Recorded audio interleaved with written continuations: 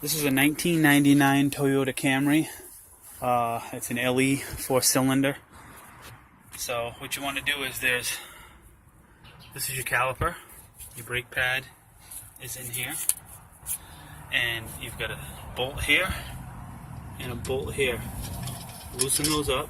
They're only about that big, so you take this one out.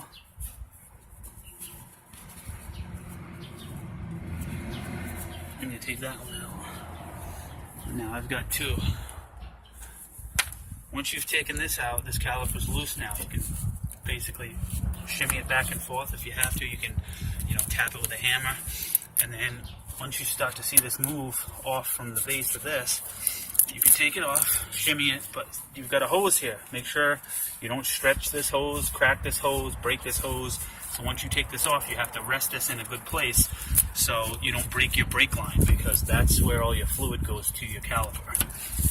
So what we're going to do is take this off, and now you're going to rest this up here for now.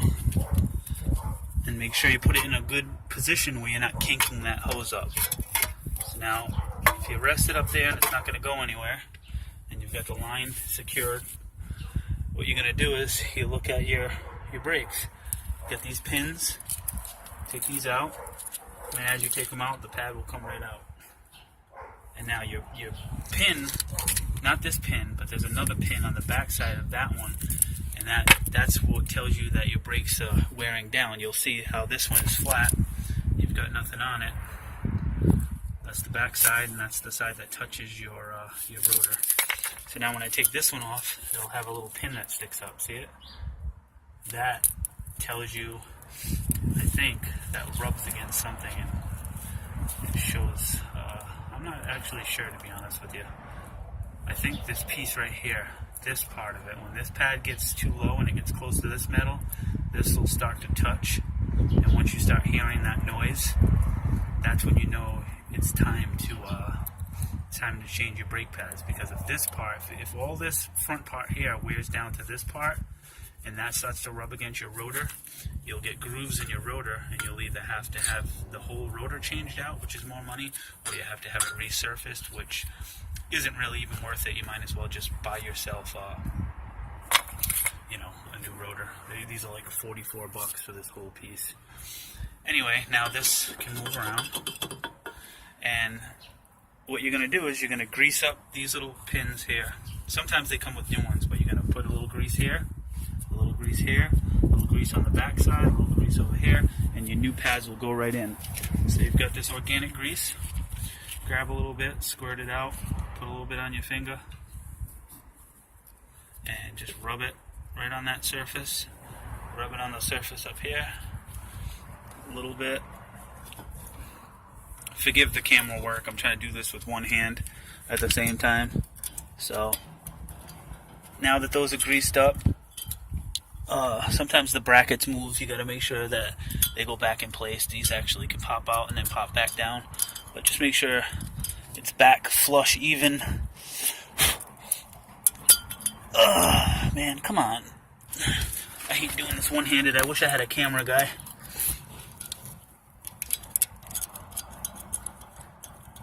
Sorry.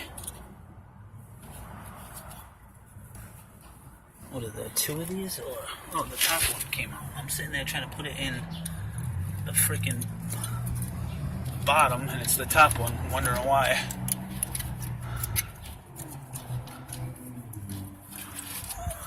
Come on.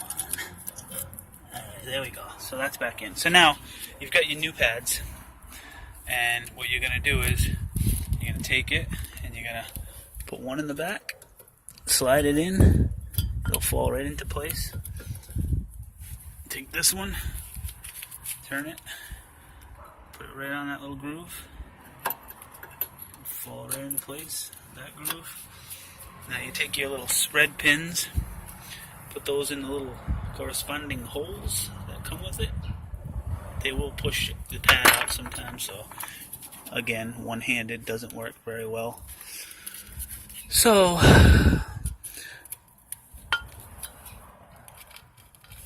let me see. Put that in there. Spread that out. Put that there. Squeeze.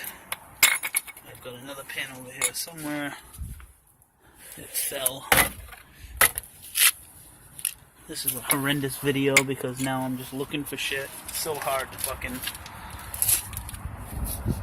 film and do this at the same time, but you'll get the gist of it.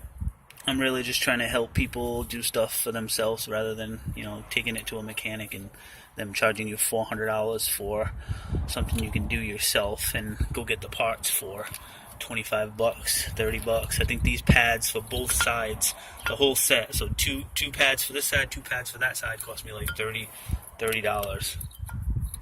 Anyway, now that those are in place, your caliper is going to go right back over the top of that, and then you're going to put those 2 screws back in that you took out originally. But before you do that, what you're going to have to do is take a C-clamp, which if you don't know what a C-clamp is, I'll show you.